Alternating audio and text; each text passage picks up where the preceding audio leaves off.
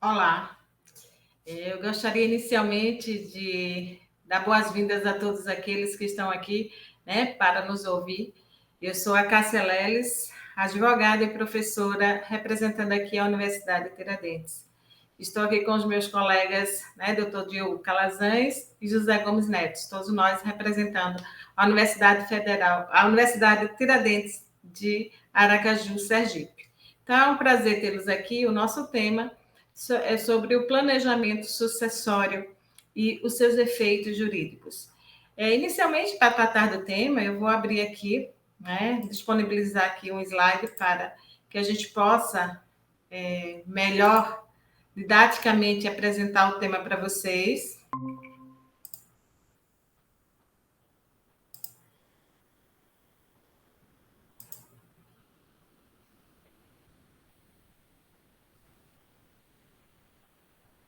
Abrindo aqui. Então, nós vamos falar sobre o planejamento sucessório e seus efeitos jurídicos. Então, inicialmente, para que a gente adentre no tema, né, falar sobre planejamento sucessório é um tema que não é novo, mas, em verdade, é um tema que tem despertado o interesse na atualidade, muito tem se falado nesse tema, e a doutrina agora tem começado a também ter essa preocupação em trazer as diversas formas de se apresentar o planejamento sucessório. Muito pensa-se, às vezes, que o planejamento sucessório restringe-se ao holding familiar. Em verdade, ele é muito mais amplo e tem vários meios, mecanismos de se adotar o planejamento sucessório. Também é necessário frisar que o planejamento sucessório não é só voltado às pessoas de grande patrimônio, ele pode também, as pessoas que têm um patrimônio de pouco vulto, né, também se utilizar, porque a finalidade do planejamento sucessório é exatamente de forma estratégica, né, fazer com que se transfira o seu patrimônio, e aí eu trago um conceito aqui, né, doutora Daniele Teixeira, que tem uma obra maravilhosa da arquitetura do planejamento sucessório, que traz exatamente essa temática e traz o conceito do planejamento sucessório como a adoção de uma estratégia voltada para a transferência eficaz e eficiente do patrimônio de uma pessoa após a sua morte. Então, é dentro desse tema que a gente traz aqui, mostrar a importância de se fazer de forma que esse planejamento sucessório produza os efeitos jurídicos. Né? Então, é nesse mistério que a gente busca trazer aí as diversas formas do planejamento sucessório, e não dá tempo a gente tratar de todas as formas do planejamento sucessório, então, portanto, a gente vai tratar de alguns pontos relativos ao planejamento sucessório, mas que esse planejamento sucessório realmente não se torne um meio de fraudar a sucessão patrimonial, mas que ela, de fato, possa produzir esses efeitos, né, de forma eficaz e eficiente, e não simplesmente como um mecanismo de se fraudar. Então, o planejamento sucessório, ele traz algumas questões iniciais que são necessárias a serem abordadas, né? Então, a primeira questão, exatamente, é o tema, porque o planejamento sucessório, ele é algo para se dar a partir do evento morte. E uma das questões que nós sabemos que as pessoas têm um grande tabu de falar sobre a morte, né? Então, quando se fala em morte, tem aquelas superstições de ser um tema de qual não se tem interesse de tratar, e, portanto, não se tem essa forma de se planejar como vai se dar essa transferência do patrimônio. Então, há muitas questões que precisam ser superadas para que as pessoas possam, de fato, pensar como vai se dar de forma eficaz e nessa mistério de tratar a questão do planejamento sucessório, possa, de fato, otimizar, muitas vezes, aquilo que poderia se dar por um longo período de tempo, um processo de inventário, você poder criar, né, dirimir algumas questões, evitar questões que venham a possibilitar algumas controvérsias lá no futuro, que possa, então, desta forma, possibilitar a evitar esses conflitos para os seus herdeiros. E ainda, né, algumas formas também de se pensar o tema também em relação ao planejamento sucessório, uma grande questão é tratar da questão patrimonial. Então, muitas vezes as pessoas elas não têm a preocupação de não tratar algumas questões patrimoniais, acham um tema um tanto quanto delicado e, portanto, não se preocupa também, se resguarda em relação a tratar determinadas questões. Mas o planejamento sucessório, ela possibilita que a gente venha, né, dessa forma organizada e de uma forma a tratar de questões que podem evitar para os sucessores menos problemas e, inclusive, né, facilitando essa transferência desse patrimônio. Uma questão também que é necessário inicialmente tratar é a questão do respeito à autonomia do autor da herança. Então, o planejamento sucessório, ele assegura exatamente que o autor da herança possa dispor, né, em relação ao seu patrimônio para depois da sua morte, e ele vai colocar exatamente qual seria o respeito à sua vontade, e é isso que se traz a partir do planejamento sucessório. Então, essas questões iniciais, pontuadas agora, né, desde já, é importante que isso se reflita para que a gente possa tratar dessa questão do planejamento sucessório e as suas diversas formas. Então, aqui tem um leque enorme, né, das formas de planejamento sucessório, que, mais uma vez, a gente vale ressaltar que ele não se dá somente através das questões empresariais, né, do holding e outras formas, mas principalmente, né, nós temos aqui um leque, e eu posso dizer que essa relação as formas de se fazer o planejamento sucessório, eu posso dizer que é um rol inicial que não se exaure aqui, mas eu posso apresentar aqui, né, a escolha por um ou outro regime de bens. Essa é uma forma de planejamento sucessório, ou seja, se dá antes mesmo da constituição da família, né, do casamento, a constituição de sociedades, caso das holdings familiares, administração e até partilha de bens no futuro, a formação de negócios jurídicos especiais como trust, doações e testamentos, efetivação de partilhas em vida e de cessões de cotas hereditárias após o falecimento, celebrações prévias de contratos onerosos, como de compra e venda e cessão de cotas, eventual inclusão de negócios jurídicos, processuais nos instrumentos e muitos de outros mecanismos, o pacto parasocial, contratação de previdências privadas abertas, seguros de vidas e fundos de investimento. Veja que o planejamento sucessório, ele pode se dar, né? Ele deve se dar de forma legítima. É um direito legítimo da pessoa pensar como vai haver a transferência do seu patrimônio após a morte, né? Então, é uma forma legítima, e desde que não seja feito com outros objetivos escusos, então isso pode se tornar eficaz. É claro que qualquer dessas formas aqui a ser estabelecida, escolhida, ela deve ser analisada no caso concreto. Então, nós temos várias situações que pode-se entender que essa ou aquela é a melhor forma de se adotar. Então, de se escolher qual é a forma ideal para aquele caso concreto. Então, para se evitar, inclusive, que ela venha a ser anulada, né, a posteriori. Portanto, nós escolhemos aqui, né, dentro desse pouco tempo que nos é dado para falar sobre o tema, não há como a gente tratar de todas essas questões aqui do planejamento familiar. Então, nós vamos falar sobre algumas questões que são postas em relação ao tema, e eu faço aqui a escolha sobre o primeiro tema, que seria a escolha por um ou outro regime de bens no casamento ou na união estável. Veja que nós estamos tratando aqui, né, a possibilidade da escolha do regime, também o respeito à autonomia privada, que estabelece qual é o regime a ser adotado, seja no casamento, seja na união estável.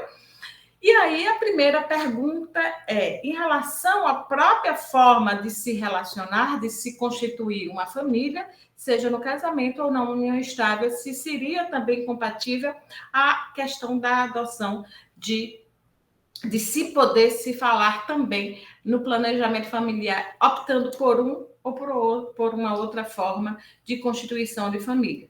Nós sabemos que no casamento existe a liberdade da escolha do regime, né, de forma estabelecida no nosso Código Civil, do qual eu trato daqui a pouco, mas também se eu quero casar ou não casar. E essa escolha que estaria em respeito à autonomia privada, ela também seria, né, uma opção do qual estaria à disposição de cada uma das pessoas para pensar na transferência do seu patrimônio após a morte. E se essa decisão que nós temos do STF, que equiparou a união estável ao casamento para fins sucessórios, se não estaria privando, né, se não estaria limitando essa autonomia privada, quando simplesmente estabelece a equiparação, né, para fins sucessórios. No momento em que se declara a inconstitucionalidade do artigo 1790 e que o companheiro vai receber da mesma forma que o cônjuge, né, nós temos aí uma aplicação dessa isonomia, desta igualdade, do qual, né, há talvez um consenso em relação àquela aplicação do artigo 1790 não fosse tão justa e de acordo com o que dispõe o artigo 226, parágrafo 3º da Constituição Federal.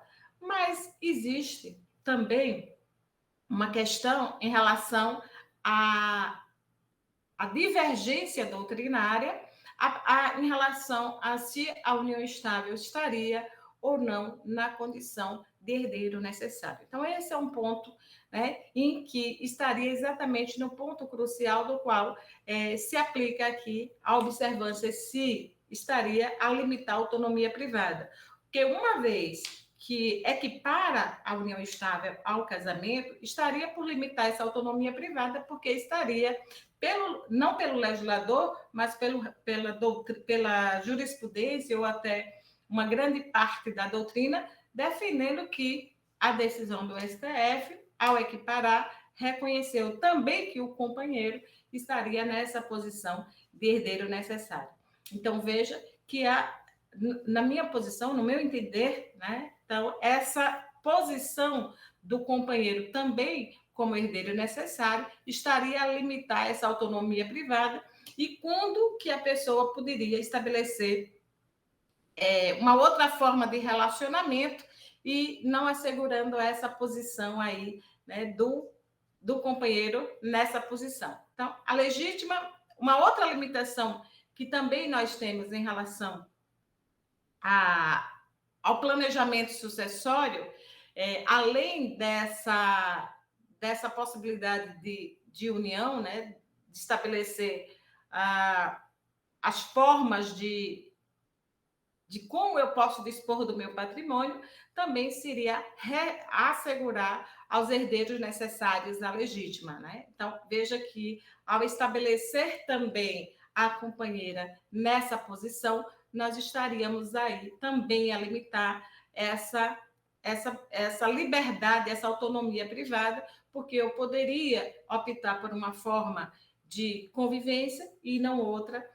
Então, eu poderia não casar justamente porque ela não estaria dentro daquilo que se resguarda aos herdeiros necessários. Além disso, nós temos também uma outra limitação ao planejamento sucessório, que seria em relação aos pactos sucessórios, né? Nosso ordenamento jurídico, ele veda que sejam estabelecidos pactos sucessórios, ou seja, a negociação de herança de pessoa viva.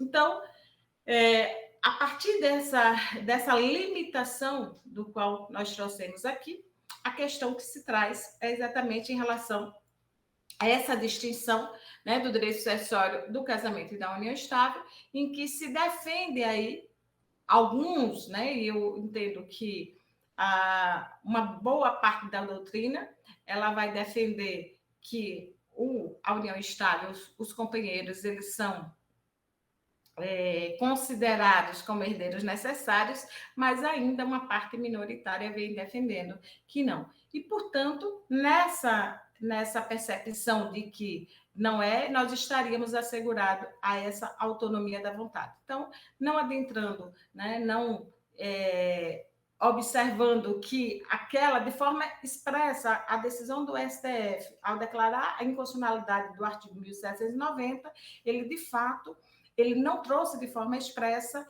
de que o herdeiro, de que o companheiro seria herdeiro necessário. Por essa razão, ele somente é assim entendido a partir, né, de um entendimento doutrinário que veio a interpretar essa decisão.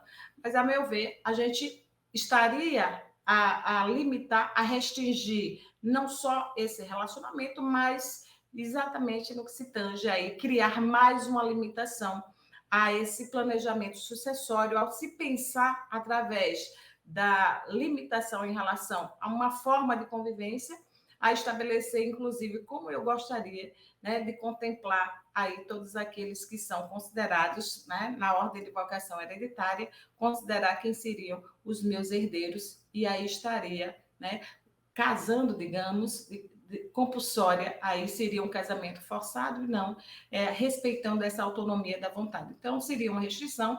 Acredito que isso venha a ser dirimido, né, porque é uma doutrina, ainda que é minoritária, ainda vem defendendo esse ponto, e acredito que, em breve, até porque a questão até em relação à própria legítima, ela já é uma base de discussão na doutrina. Então, muitos entendem que a própria legítima em si, essa reserva desse percentual aos herdeiros necessários, deveria ser extinta, né, estabelecendo somente uma modificação, não, na realidade, plenamente uma extinção, mas uma modificação a isso, e penso que uma delas se aplica, inclusive, a respeito a essa autonomia privada, em observância aí, em que a pessoa poderia estabelecer, se assim o quisesse, casar para assegurar ao seu cônjuge, observando que o cônjuge também foi elevado à condição de herdeiro necessário no nosso Código Civil de 2002. Portanto, penso que essa modificação ela é necessária e ela deve vir, assim, com uma construção que venha a modificar a legítima, ela também passe a ser uma mudança necessária. Então, dando continuidade em relação à escolha do regime como planejamento sucessório, então veja que nós temos aí a opção do regime de bens, ele que disciplina essa relação entre os cônjuges ou companheiros, essa liberdade que existe de se estabelecer qual desses regimes, uma vez que, com o fim do casamento ou da união estável, o regime de bens ele deixa de existir, mas ele vai impactar, né? Ele vai produzir efeitos em razão da morte. Então, com a morte, dependendo do regime, a pessoa vem sim a ser na condição de herdeiro ou não.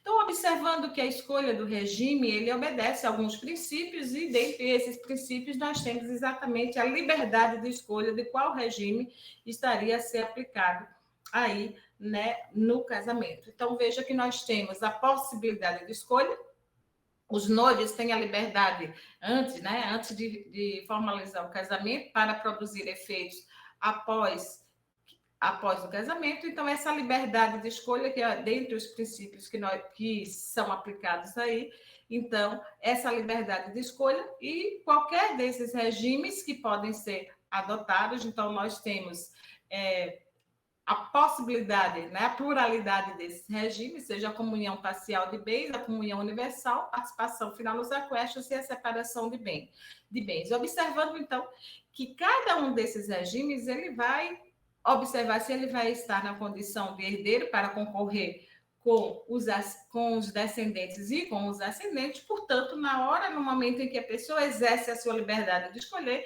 ele também vai estar estabelecendo aí qual desses regimes a pessoa, né, optando por qual desses regimes, se vai ser ou não está na condição de herdeiro. E a possibilidade ainda dessa modificação desse regime, né, alteração desse regime, e nessa mudança desse regime pode também estar observando aí o planejamento sucessório, a possibilidade. Sabemos que a mutabilidade do regime, ela encontra Aí algumas limitações também. Então, não é a liberdade plena e absoluta da mudança do regime. Então, a pessoa pode optar por um dos regimes antes de casar e já estabelecer isso como um reflexo que vai se dar com a sucessão, mas antes mesmo, então, se houve a escolha desse regime e depois a pessoa quiser contemplar o seu companheiro, o seu cônjuge, ele poderá vir a alterar esse regime dentro dos limites previstos aí no artigo 1639, né, do Código Civil. Observando que nós já tivemos decisões dos tribunais superiores no sentido de que não haverá possibilidade de estabelecer na união estável um regime que venha ter efeitos retroativos. Portanto, a importância de se estabelecer na união estável, né, desde que vai ser estabelecido dali para frente. Os efeitos irão ser produzidos dali para frente, a escolha do regime não se aplicando para um período anterior. Portanto, a variedade de regimes é um instrumento, sim, né? Essa possibilidade de optar por qualquer desses regimes é uma forma de planejamento sucessório e muito pouco, né, sendo vista dessa forma, porque há uma visão de que o planejamento sucessório se dá muito mais por outros meios, em especial a questão do testamento, e isso, né, houve uma mudança, inclusive há uma mudança nessa, né, com o passar do tempo, de que esses instrumentos que nós temos, eles são, sim, um meio, um mecanismo útil, eficiente, para que se estabeleça um planejamento que se respeite a vontade do autor da herança, em que permitirá que ele venha disciplinar como ele quer, né, a forma como ele entende que seja justa aí na transmissão dos seus bens. Então, observando o que nós temos aí nessa ordem de vocação hereditária, e aí, na primeira classe sucessiva, o cônjuge está ali, né? E aí, em razão da decisão do STF, nós temos o cônjuge ou companheiro na primeira classe sucessiva, e aí vai depender do regime. Portanto, a sua condição de concorrer ou não concorrer, é dentro dessas a possibilidade de se fazer essa escolha do regime estabelecida desde o momento em que é escolhido esse regime lá no pacto antinupcial, com a possibilidade de alteração posterior ao casamento, contemplando o cônjuge, se por acaso não houver patrimônio, porque nós vamos aqui observar que existe o patrimônio comum e o patrimônio particular e a sucessão que se dá em relação ao patrimônio particular, o patrimônio de cada cônjuge, em que haverá, então, o direito sucessório sobre ele. Então, observando-se em cada regime quando é que vai haver a concorrência e quando não se dá a concorrência. Então, no regime da comunhão universal, não há concorrência, porque subentende-se que a pessoa tendo essa comunhão universal, ou seja, um patrimônio comum, portanto, esse patrimônio somente ele vai ser meeiro e, portanto, não vai haver o direito à sucessão sobre esses bens comuns. Então, nós temos aí, em cada regime que vai se dar, no regime da comunhão parcial de bens, onde se observa aí se no regime da comunhão parcial o autor da herança não houver deixado bens particulares, então observa-se que sobre os bens particulares que haverá essa sucessão. Portanto, aplica-se aí essa possibilidade do planejamento justamente na opção em relação ao patrimônio. Isso tudo é interessante também porque no momento em que você vai estabelecer qual dos regimes vai ser aplicado em relação à união estável ou no casamento, permite-se também, e aí o meu amigo José Gomes vai trazer a questão tributária, né? Então, um dos objetivos em relação à escolha dos regimes também, ela vai se dar justamente pelos efeitos tributários que isso vai acontecer, o planejamento, né? pensando já, inclusive facilitando a vida, né, dos sucessores, objetivando também como é dentro dos limites, né, dos limites que a lei estabelece, que nós já trouxemos alguns, então possibilita, inclusive, que você venha estabelecer, inclusive, também associado à escolha de bens, às outras formas também de planejamento sucessório, a exemplo do testamento, de doação, de partilha em vida e de outros instrumentos, nós temos também, né, a forma ideal aí para ser aplicada, para ser adotada em relação ao caso concreto. Portanto, eu trago aqui, né, somente alguns casos que nós poderíamos aplicar em relação a esses regimes, e sabendo que nós temos aqui uma limitação em relação ao nosso tempo, para poder deixar meus colegas também explanar os temas, e o professor Diogo vai dar continuidade em relação às demais formas do planejamento sucessório também, os demais contratos. Então, eu vou somente me restringir aqui à questão, né, do regime de bens e deixando para o professor Diogo dar continuidade em relação às demais formas do planejamento sucessório.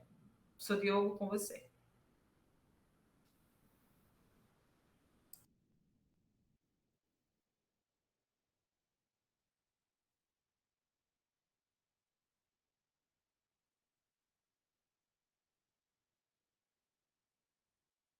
Eu acho que está sem som, não está? Está sem som.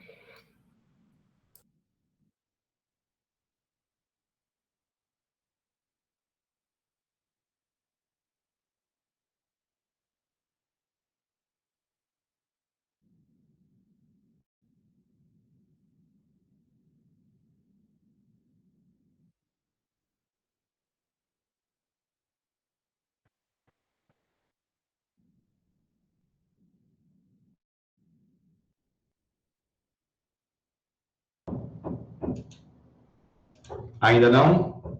Estão me ouvindo? Está ouvindo já. Então, dando continuidade à brilhante palestra de professora Cássia sobre os aspectos do direito de família relacionado ao planejamento sucessório, eu vou falar para vocês agora sobre os aspectos contratuais do direito sucessório. Para isso, eu vou compartilhar também alguns slides que eu fiz para que a gente possa compreender melhor o tema, e eu escolhi para esse momento e esse importante congresso falar sobre 3 importantes contratos que nós podemos aplicar e que isso vai ter reflexos concretos no planejamento sucessório. Então, o primeiro contrato que eu escolhi para falar para vocês é o contrato de compra e venda entre ascendente e descendente. O contrato de compra e venda, sem dúvida nenhuma, é o contrato mais utilizado no dia a dia. Quase todos os dias nós fazemos contratos de compra e venda, mas o contrato de compra e venda específico de ascendente para descendente tem as suas limitações, tem as suas regras específicas trazidas dentro do próprio Código Civil. Então, nesse contrato de compra e venda, o conceito dele nós vamos ter, de um lado, o vendedor, que são os pais, e do outro lado, os compradores, que são os filhos. Mas essa compra e venda, ela não pode ser feita como nós fazemos uma compra e venda de forma usual ou de forma comum. Essa compra e venda, ela precisa respeitar a legítima. E aí, fazendo um paralelo entre o contrato de compra e venda e o que a professora Acácia falou, existe dentro do direito de família e sucessões uma porcentagem de patrimônio em que os pais podem dispor, que é metade da sua parte disponível, e o restante é considerado como a legítima. Nesse caso específico do contrato de compra e venda de ascendente para descendente, é necessário o consentimento expresso de todos os herdeiros, ou seja, tanto os pais quanto os filhos, no contrato de compra e venda feito entre pais e filhos, devem assinar esse contrato. E qual é a finalidade disso? A finalidade é evitar uma desigualdade nessa transação, nesse negócio jurídico, ou que exista uma venda simulada ou uma venda fraudulenta, que isso é passível, inclusive, de uma ação anulatória. E quando eu falo que é necessário o consentimento de todos os herdeiros, o cônjuge também tem que consentir, com exceção quando, nesse casamento, entre os pais, existe a escolha do regime de separação de bens. E na hipótese de um deles, cônjuge ou filhos, se recusar a assinar esse contrato de compra e venda, é possível requerer uma ação de suprimento judicial e o juiz vai suprir a vontade da parte, determinando aí a feitura do contrato. E se esses requisitos, acabei de falar para vocês, não forem porventura cumpridos, cabe àquele descendente prejudicado ingressar com uma ação anulatória que tem um prazo de 2 anos a contar do registro e o entendimento mais adequado e atual da jurisprudência é que há um cancelamento da súmula 494 do Supremo. Mas especificamente para o planejamento sucessório, quais são as principais utilidades desse contrato de compra e venda? Primeiro, ele vai atribuir a determinado descendente bem que se revele indispensável à sobrevivência ou ao desenvolvimento. Então, quando em vida um pai transfere um bem para o filho, isso serve para a sobrevivência do filho. Além disso, descendentes, os recursos advindos da alienação para a sua manutenção, a sua subsistência, tendo em vista que ele vai vender os bens e vai ficar com os recursos decorrentes desse bem, garantindo ainda que haja continuidade do seio familiar.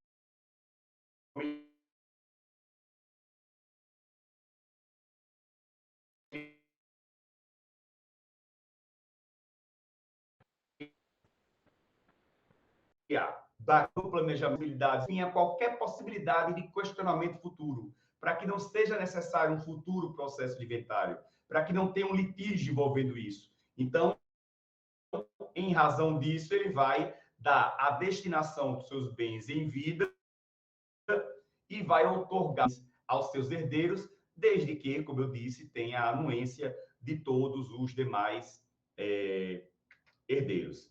Além disso, nós temos como vantagem desse planejamento sucessório, quando o ascendente ele deseja, por exemplo, determinado, e ele já comprometeu toda a parte disponível do patrimônio ou ele extrapolou a legítima. Mas todo esse trâmite e todos esses requisitos do contrato de compra e venda, eles têm que obedecer sempre a boa-fé e os próprios requisitos legais do próprio contrato de compra e venda. O segundo contrato, que eu escolhi para falar para vocês também, que é possível utilizar esse contrato como forma de planejamento sucessório, é o famoso contrato de doação. Nesse contrato de doação, nós vamos ter, de um lado, o doador, que são os pais, e do outro lado, os donatários, que são os filhos. Só que, diferentemente do contrato de compra e venda, o contrato de doação, quando há essa liberalidade, essa transferência do bem dos pais para os filhos, essa transferência ela é considerada como um adiantamento de herança.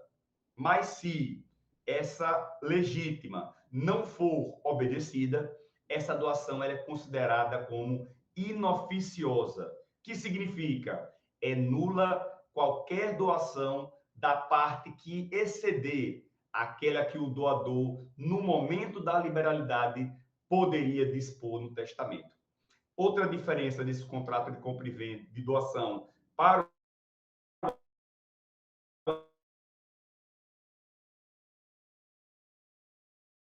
anterior contrato de compra e venda é que aplicar o instituto da colação, ou seja, terão que colocar no processo os bens deixados pelo de cujo para que o juiz verifique se foram cumpridas todas os requisitos legais. E aquele herdeiro que, porventura, tenha recebido um bem em vida e não informar através da colação, existe uma pena no direito sucessório chamado pena de sonegados, que a pena é aquele herdeiro perder os direitos que, diferentemente do contrato de compra e venda, não há a necessidade do consentimento dos herdeiros. Só há a necessidade do cônjuge, exceto, como no contrato de compra e venda, se houver a escolha do regime pela separação de bens. E quais são os instrumentos que nós temos no direito que se pode utilizar para realizar o contrato de doação? Ele pode ser feito por escritura pública ou por instrumento particular. E sendo aquela doação de um bem de pequeno valor, ela pode ser feita de forma verbal. Então, na verdade, quando se faz um contrato de doação, os pais fazem uma partilha dos seus bens em vida, transferindo esses bens para os seus herdeiros. E é possível também, a própria lei trazer hipóteses de revogação da doação. Quais são essas hipóteses em que o doador pode revogar o bem doado? Primeira hipótese, se o donatário atentou contra a vida do doador ou cometeu crime de homicídio doloso contra ele, ou seu cônjuge, ascendente, descendente ou irmão. Segunda hipótese, se cometeu contra ele ou seus familiares próximos ofensa física.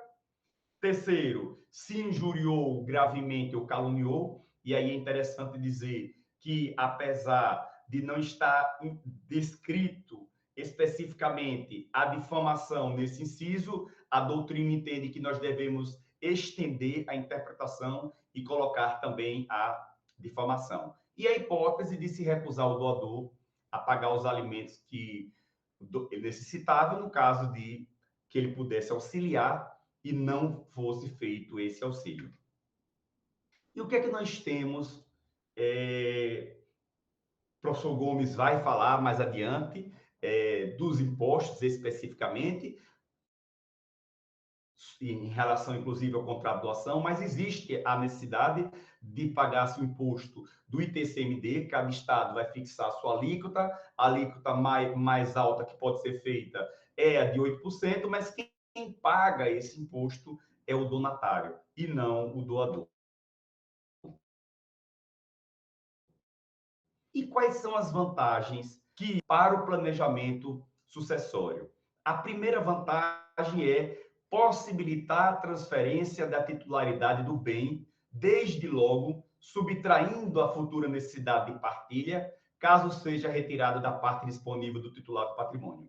Segunda hipótese, permite que se possa os donatários, quando futuros herdeiros, administrar os bens recebidos a título de antecipação da herança. Terceira vantagem, assegura a propriedade específica de determinado bem em favor de um donatário específico, eliminando assim indesejados condomínios. Outra hipótese é que propicia a proteção ao donatário, eventualmente desprovido de recursos, pois a doação vai assegurar, por exemplo, que o imóvel sirva para ele para moradia. E outra vantagem é que os bens doados eles podem ser gravados com cláusula de incomunicabilidade, que é aquela cláusula que não vai se comunicar no casamento, e impenhorabilidade, que é aquela cláusula que proíbe a penhora, e isso vai propiciar segurança daqueles que vão permanecer no seio familiar decorrente aí do contrato de doação. E o terceiro contrato, muito importante também para o planejamento sucessório, é o contrato de seguro.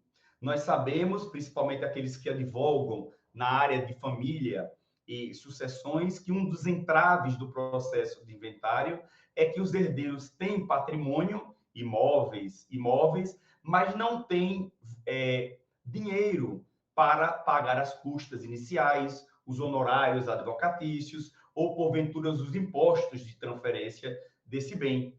E o imposto e o contrato de seguro vai ter exatamente essa função. E no contrato de seguro, nós temos, de um lado, que é o segurado, que no nosso caso do planejamento sucessório são os pais, que irão, para ter direito ao seguro, ter que pagar um prêmio, e do outro lado, nós vamos ter a seguradora, que é uma pessoa jurídica, que no caso do sinistro, que seria a morte, teria que pagar a indenização. Pagaria essa indenização a quem? Se no próprio beneficiários, aqueles terceiros beneficiários. Então, especificamente para o contrato de seguro,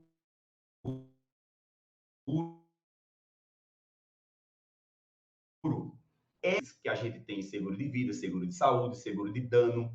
Para o caso de planejamento sucessório, se faz o seguro de vida e lembre-se também que, como a vida não tem preço, você pode estipular o valor da indenização que você quiser no seguro de vida, como também você pode fazer quantos seguros de vida desejar o segurado. E como eu disse a vocês, esse contrato de seguro como planejamento sucessório, ele vai garantir o numerário para os gastos com o próprio inventário. E se não for colocado pelo segurado quem são os beneficiários do contrato de seguro, nós vamos ter que aplicar a ordem sucessória do Código Civil para dividir o seguro conforme o que foi estabelecido e o que foi deixado na herança. Além disso, existem vantagens no contrato de seguro relativamente e especificamente para o planejamento sucessório. O primeiro é que aquele capital será, que é o valor da indenização, será recebido imediatamente pelo beneficiário, livremente indicado pelo segurado. O beneficiário, o segurado, ele pode escolher o beneficiário independentemente do consentimento do próprio beneficiário e independentemente do consentimento da seguradora. E independe de quantidade de débitos deixados pelo falecido. Isso quer dizer que a indenização deixada pelo seguro não vai ser, nem pode ser utilizada para pagar os débitos deixados pelo segurado. E poderão ser contratadas quantas apólices, que é o contrato de seguro, as cláusulas do contrato de seguro, forem necessárias para atender os anseios do segurado titular do patrimônio. Como eu disse, como o seguro, a vida não tem preço, o segurado ele pode escolher quantos contratos de seguro se desejar. E outra vantagem é que a escolha do beneficiário é livre. Ele pode, por exemplo, o pai escolher um filho, 2 filhos, somente a esposa. Ele tem liberdade para essa escolha. E isso vai poder evitar a venda de bens móveis e imóveis para custeio daquelas despesas que eu falei inicialmente, do inventário e de pagamento de impostos, que o professor Gomes vai falar posteriormente, garantindo também que seus beneficiários tenham condições econômicas de subsistência.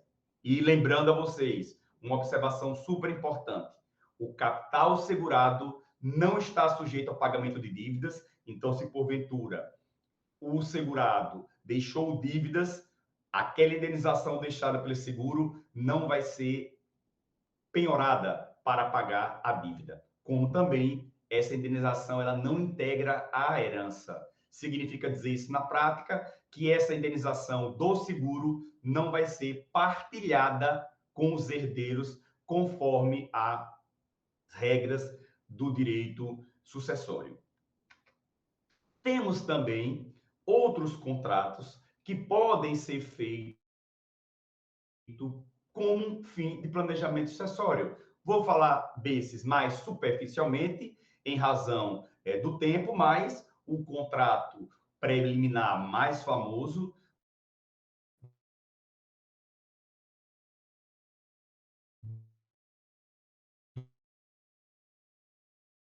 do direito. E esse conflitos, nós tivemos um famoso pacto antinupcial no direito de família, noticiado pela mídia, que foi o pacto antinupcial feito entre Ronaldinho e Cicarelli. E nesse pacto antinupcial foi estabelecido quais seriam os direitos de Cicarelli após o término do casamento.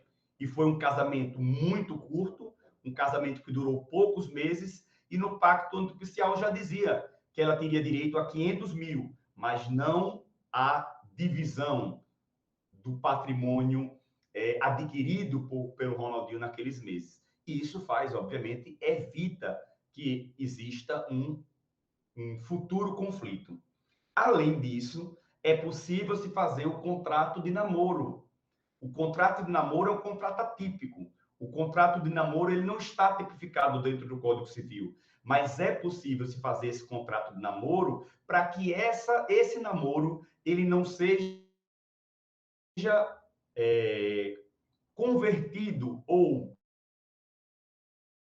melhor dizendo, ele não seja visualizado como uma união estável.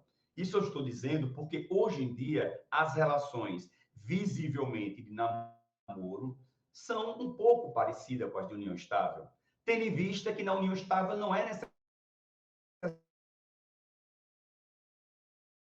necessário mais que a pessoa viva sobre o mesmo, não é necessário que tenha filhos. Então, se aproxima muito do contrato de namoro. E para esses namorados não serem confundidos com uma união estável, eles podem fazer um contrato de namoro, porque fazendo o contrato de namoro não vai haver repercussões patrimoniais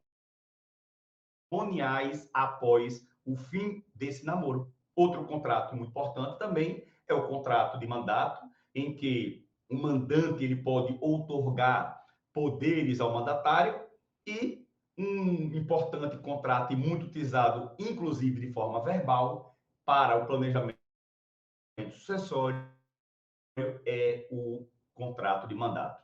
Esse contrato de mandato ele serve para emprestar, o comodante emprestar bem móvel ou bem imóvel ao comodatário.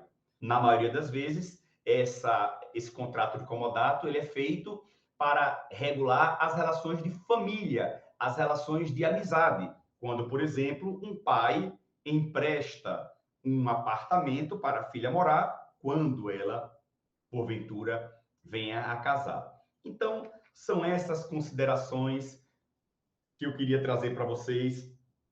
Estou deixando aqui o meu contato no Instagram, @prof.diogo.calazans. Esses slides já estão lá, se vocês tiverem interesse de baixar. E, mais uma vez, agradecer o convite para participar desse congresso importantíssimo, intercontinental de Direito Civil, e estar ao lado de grandes doutores, professora Cássia e professor Gomes. Muito obrigado. Vocês vão ficar agora com o professor Gomes, continuando aí o nosso tema.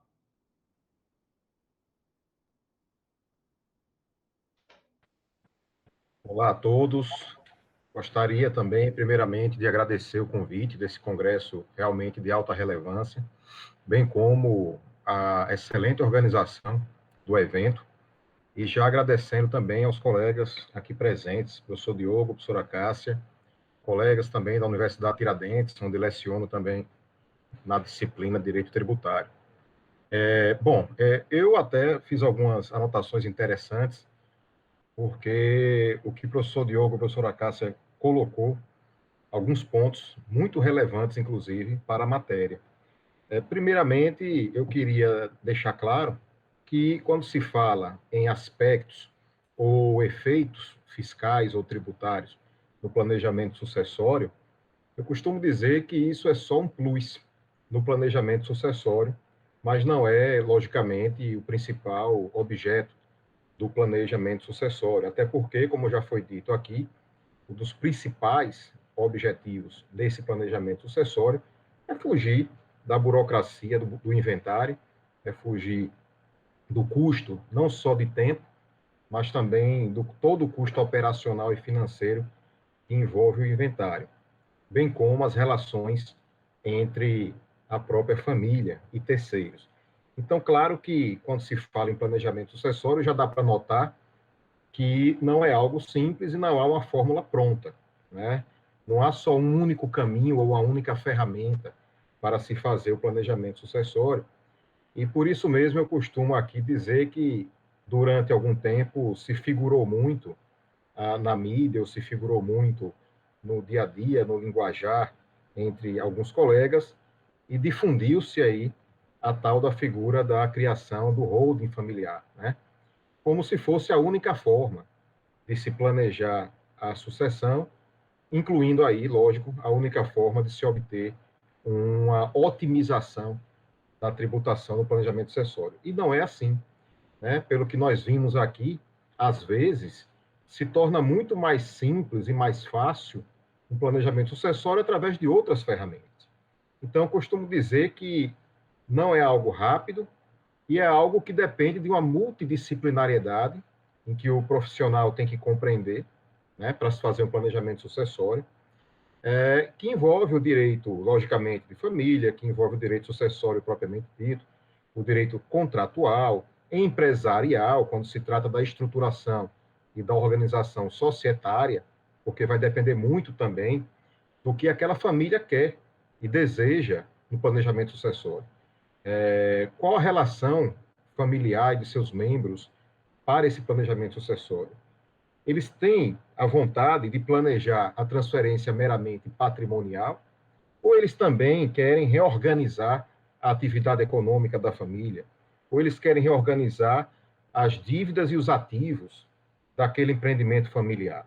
Então, tem que se fazer uma análise completa do que a família deseja, do que ela tem e qual o seu interesse no planejamento sucessório. Então, claro que há uma multidisciplinariedade, incluindo-se aí o próprio direito tributário, que faz com que o planejamento sucessório não seja algo totalmente simples. Então, existem várias outras ferramentas para se checar esse ativo e essa forma de transferir o ativo quando da sucessão propriamente dita. E aqui, pegando esse ponto, né, inclusive dito pela própria professora Cássia, o professor Diogo trouxe exemplo aí de alguns contratos, né, e realmente contratos de suma relevância na hora de se realizar o planejamento sucessório. Eu me recordo, já pegando inclusive uma das falas aqui de Diogo, que certa feita, isso já tem alguns anos, me chega uma cliente lá no escritório e era algo novo, né, essa questão do planejamento sucessório, ou pelo menos que se fazia novo no momento de fusão. E chega assim, de repente, do nada, e diz assim: olha, doutor, eu gostaria de planejar minha morte. Foi assim que ela falou, né? Eu me lembro como hoje que, inclusive, uma estagiária minha, que hoje é advogada lá no escritório, ficou assim de boca aberta, como quem diz: como é que chega alguém aqui querendo planejar a morte, né? Na verdade, o que ela queria era dizer: olha, eu quero organizar aqui como meus bens vão ficar quando eu morrer, né? E ela não era casada, não tinha companheiro ou companheira e não tinha herdeiros, nada, né? Então, no caso dela específico, se resolveu com um dos instrumentos que o professor Deu colocou aqui, professora Cássia, que foi um simples testamento, né? Mas já outras situações em que nós temos irmãos, primos, sócios de 2 ou 3 empresas, com atividades semelhantes ou não, herdeiros também entre eles, e diante desse conflito, inclusive conflito do ponto de vista familiar, não desejam perpetuar, como nós vemos alguns inventários, passar aí de 10 anos ou mais, quando da sucessão das partes. Então, claro que há várias ferramentas, como a própria doação direta, né, como o professor Diogo colocou aqui, fundos imobiliários, o seguro, o contrato de mandato, né, que é importantíssimo, principalmente de repente, aquele mandato em causa própria, né, professor Diogo, quando é dado em causa própria e salvo engano, pós-mortem, pode ser utilizado. Então, há N fatores que podem ser utilizados. Então, esse é um ponto aí, um dos principais pontos, que é bom deixar claro, porque não há essa fórmula pronta aí. Agora, claro que quando se fala em planejamento sucessório, temos que fazer, portanto, essa prévia análise, esse prévio objetivo e interesses da família, e depois verificar qual o melhor caminho. E aí eu entro aqui, qual o melhor caminho, em também se pensando numa economia tributária, porque nós sabemos que, primeiro, o professor Diogo traz a compra e venda. Claro, quando se trata de compra e venda, existe uma hipótese legal de incidência para um imposto, que é de competência municipal, que é o chamado, pelo menos em alguns municípios, como ITBI, em outros ITIV, né? Mas é um imposto sobre transmissão de bens por ato inter vivos e a título oneroso. E nesse caso, na grande maioria dos municípios, confere a ele uma alíquota de 2%. Então, claro que nesse momento, ao se transferir a propriedade, e eu estou falando aqui de forma direta, como o professor Diogo colocou, através do contrato de compra e venda, você tem aí a configuração dessa hipótese constitucional de incidência do imposto sobre transmissão causa-mortes, não, transmissão inter vivos e a título oneroso, que é o ITBI, de competência dos municípios. Né? Bom, é vantajoso, então, a realização da compra e venda, e por que não a doação?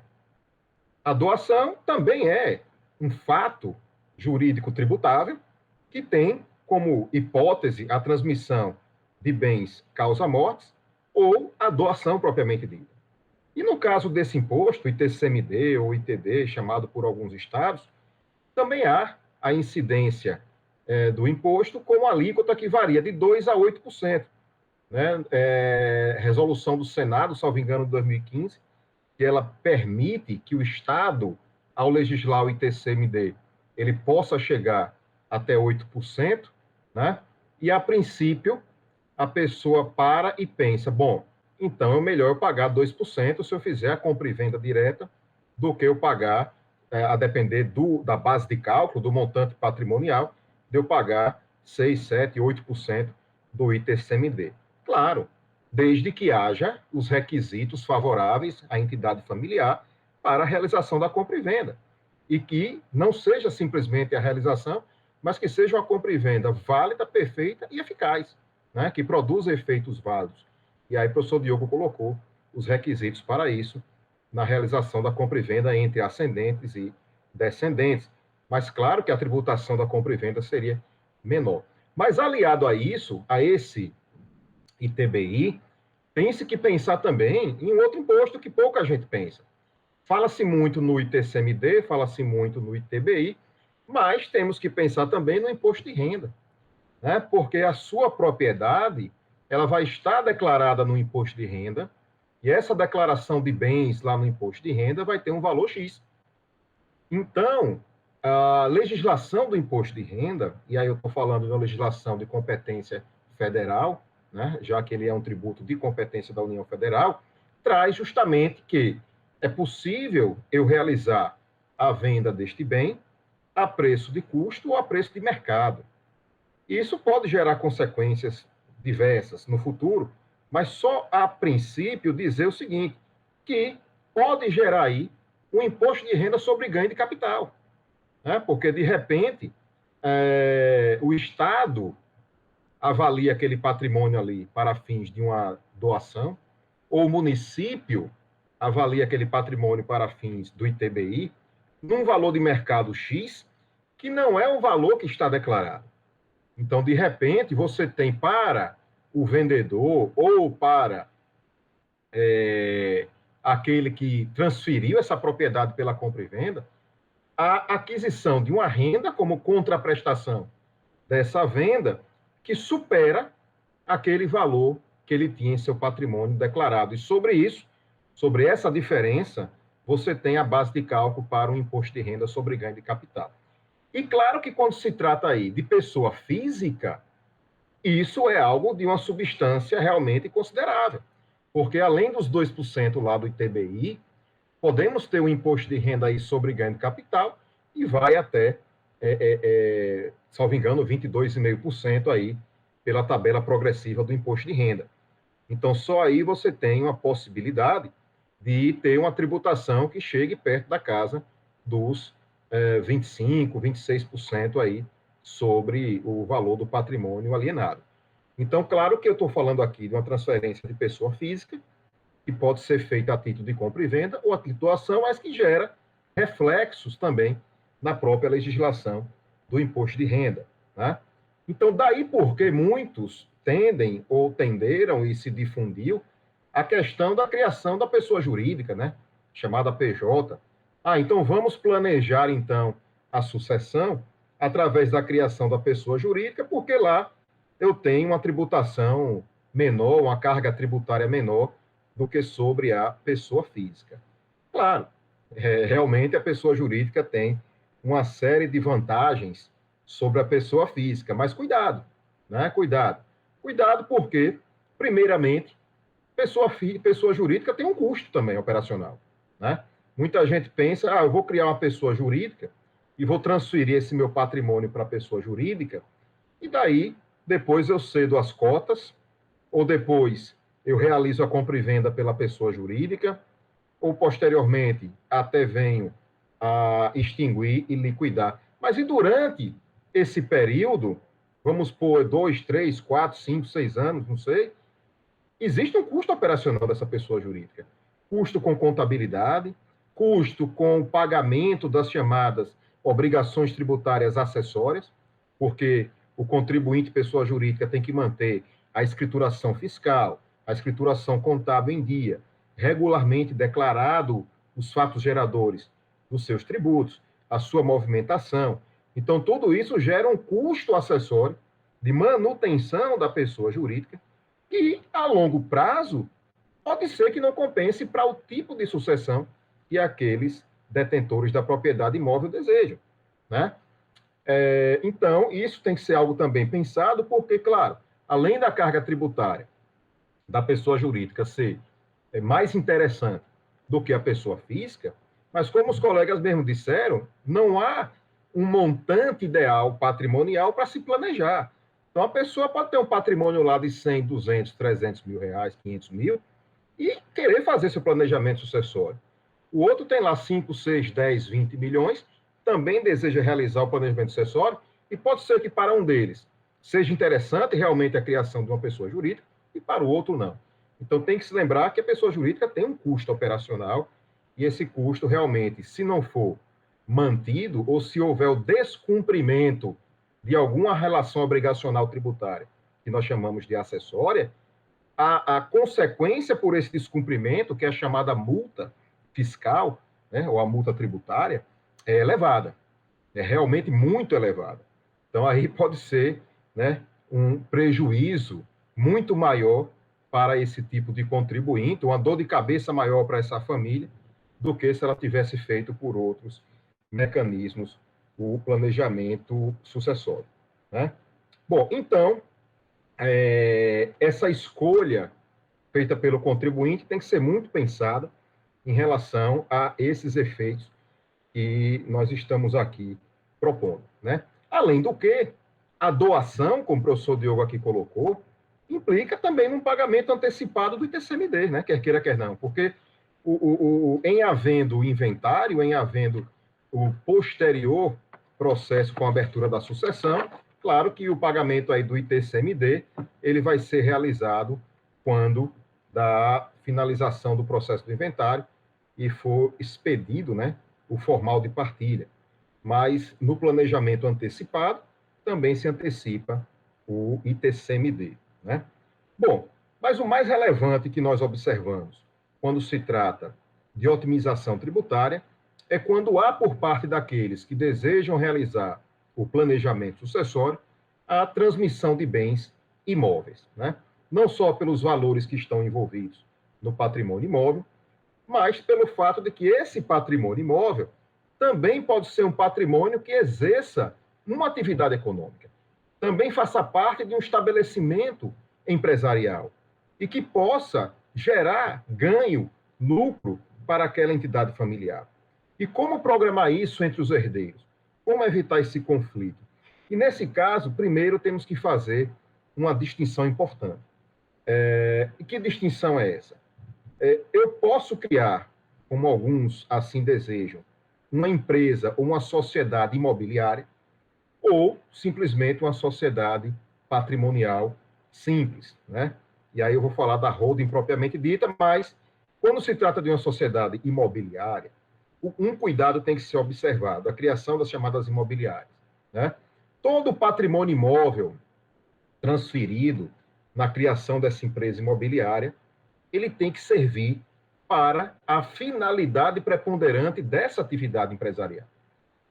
E eu digo isso, né, porque nós estamos tratando de patrimônio que serve para fins de locação, patrimônio que serve para fins de uma futura compra e venda, e é um cuidado que tem que ser pensado na criação dessa empresa, porque a renda proveniente da locação, ela tem uma tributação muito menor na empresa ou na sociedade empresarial imobiliária do que a locação feita pela pessoa física.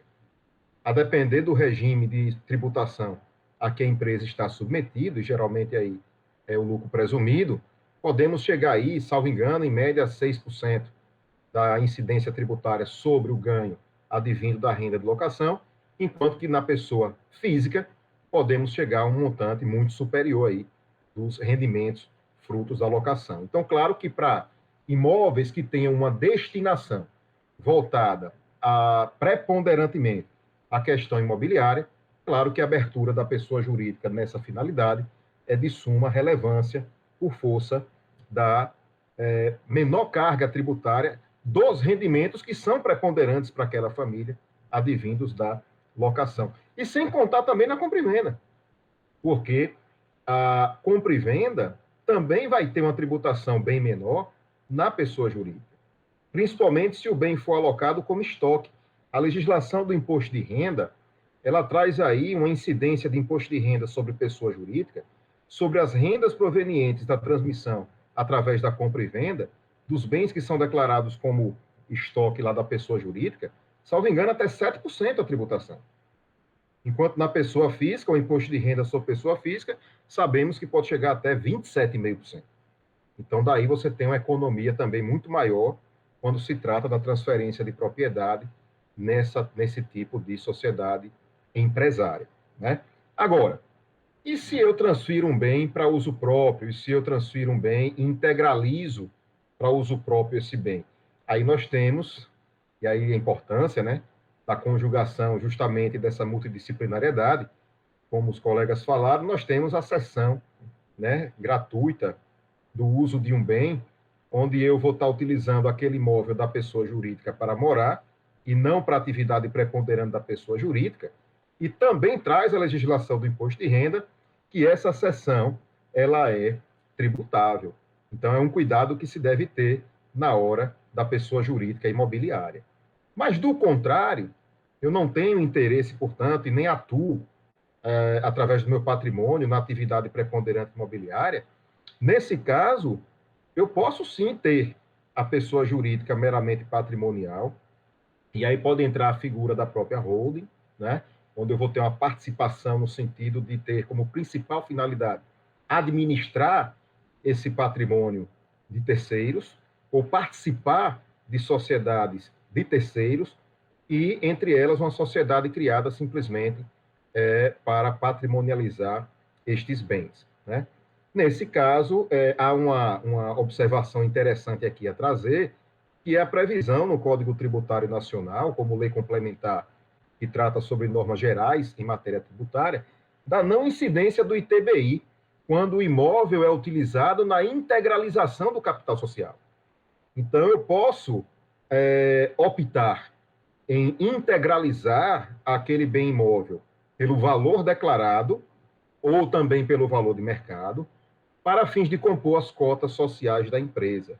O STF decidiu recentemente, salvo engano, o tema 976, de repercussão geral, que desde que se o imóvel integralizado, ele ultrapassa o valor de integralização do capital social, sobre o excedente recolhe TBI. Mas se ele não ultrapassa, não recolhe TBI. Então, há uma não incidência de TBI, há uma economia de TBI na integralização. O que não acontece, é bom dizer e deixar claro, naquela sociedade que eu falei agora há pouco, que é a sociedade meramente imobiliária. Nessas, como atividade preponderante é a transação imobiliária, o ITBI vai incidir normalmente. Mas na outra espécie societária, não incide, desde que não haja um valor que exceda o capital social em relação ao valor do imóvel que foi integralizado. Então, isso é uma economia interessante. E trago aqui também uma outra economia interessante nesse aspecto, que é no sentido de que, né, vou dar aqui um exemplo para ficar bem claro, um casal transfere esse patrimônio para essa pessoa jurídica e esse casal pode criar depois uma própria holding, onde uma das participações nessa holding é da própria pessoa jurídica, a qual foi criada para ter esse patrimônio imóvel ali integralizado, né? E, portanto, essa holding pode, através dela, realizar depois a cessão de cotas, né? Ou a doação, mais propriamente, ou mais tecnicamente dita aí, de cotas da sociedade empresária, no caso, administradora da holding, para terceiros. Está sujeita ao imposto estadual sobre transmissão, causa-morte e doações? Está, né? Está. No entanto, se o valor integralizado ali já é o valor de mercado, você talvez tenha a possibilidade de evitar o imposto de renda sobre ganho de capital, já que o valor vai ser, se exceder, vai ser pouco, não incide TBI nessa transferência de cotas, só incidiria o imposto estadual. E ainda que você pague 8%, que é a alíquota máxima, né, ainda seria uma economia muito maior do que pagar, além dos 8%, pagar o imposto de renda sobre pessoa física em caso de uma doação de pessoa física. Então, também é uma outra possibilidade interessante aí na hora de se criar essa empresa, né? Então, a holding tem, sim, também o seu papel interessante nesse momento de se fazer o planejamento sucessório. E eu gostaria aqui também de tratar, né, já finalizando aqui, que eu estou vendo o meu tempo aqui, mas é muita coisa interessante aqui, quando se trata de aspecto fiscal e tributário, eu tive que fazer uma síntese realmente, porque não tem como a gente aprofundar isso tudo. Mas é importante também nessa análise de otimização tributária, se estudar um momento que nós estamos passando hoje aqui no Brasil, que é o estudo de alguns projetos de lei que estão tratando da reforma tributária, né? E claro que um dos projetos de lei, ele prevê a possibilidade, né, ou pelo menos traz, né, no seu projeto, a tributação dos lucros e dividendos da pessoa jurídica, né? Então, é um ponto aí também a se pensar no planejamento sucessório para fins de se pensar na otimização tributária, no sentido de que os lucros e dividendos obtidos com o patrimônio da pessoa jurídica, uma vez passando a ser tributado, aí tem que se fazer uma nova comparação em relação ao planejamento da pessoa física regular, né? E, além disso, nós temos também a disposição no projeto de lei de que as empresas imobiliárias teriam que se adequar ao regime tributário pelo chamado lucro real, né? Isso é muito ruim para a tributação dessas sociedades imobiliárias, porque são empresas que têm um custo operacional pequeno, são empresas que têm uma despesa muito pequena. E quando se tem uma despesa muito pequena, você tem uma margem de lucro muito maior. E nessa margem de lucro maior, em se tratando de uma tributação pelo lucro real, teria-se uma carga tributária muito alta também para essas empresas imobiliárias, o que acabaria um pouco não otimizando, mas prejudicando esse planejamento para esse tipo de atividade, mas aí tem que se fazer um comparativo, e claro, eu estou aqui falando caso haja uma aprovação integral desse projeto de reforma tributária.